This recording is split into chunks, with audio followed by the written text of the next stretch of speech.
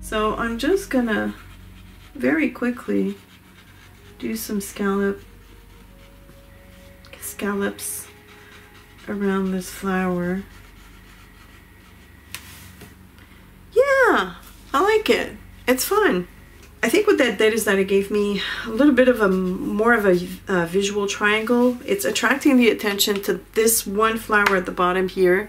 Then I have that clump of leaves, which is also very detailed, and then this one. So I do have kind of like that visual triangle that I keep talking about all the time. And the other ones are just like extra, and I don't want to do this around all of these flowers because then it's going to become too much. But just having this one here, I think just finished it off really well. These two pages are quite different, but I'm using the same colors. These flowers, the colors are overworked in my opinion. It's okay because it's my morning warm-up, so I am not judging too much. But what I like about doing this exercise is that I always find ways that I can improve, and then I have the proof right in front of me. I find that this page is softer, yes, but also the colors are much purer. I think the overall look to me is more appealing. This page I've had to work a lot more to make it more cohesive, and whoops, here, let me explain. So because I had these sort of muted overworked colors that I knew I was going to turn into flowers when I looked at them, I had plenty of empty space here and I needed to play with that, so I needed to add 2 more flowers. And then the leaves, before I added those lines, they were too light compared to the heaviness of these flowers. So by adding all these lines, it made it more cohesive. That's the only word I can find. It pulls the eyes away from the muted colors. It brings it into the leaves, which are a bit I made sure that I doodled on the white just so that they would stand out. And also, like I said, by adding the scallops around this flower, it provided my visual triangle that I think is more appealing.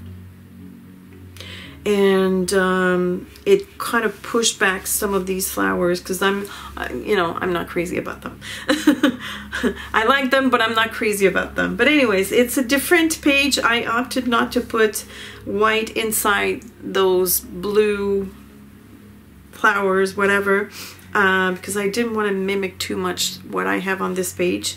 But I like the touch of blue because it kind of provides a little bit of breathing room from all these colors here in the middle that are quite mingling together, and they're very much clumped together. So this gives me a little bit of breathing space by adding these 3 blue flowers. It just distracts the eyes from looking too much into here. Anyways, that's my big long scientific explanation. Take what you want out of this.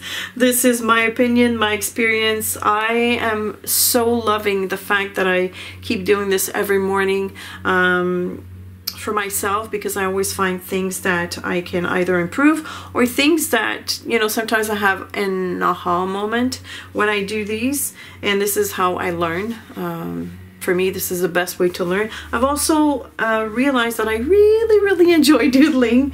That's no surprise though, because I remember the first time I tried it was in 2014, I believe. I'd taken a class with Kathy Bluto here, and that was such an eye-opener, and it just, I don't know, for me it's liberating, it's free-flowing, free-form.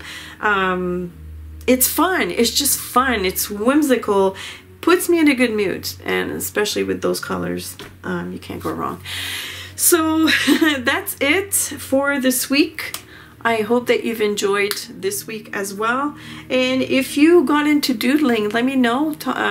Leave me a comment, tell me about your experience, what you enjoyed doing the most, if you've discovered some new patterns that you didn't think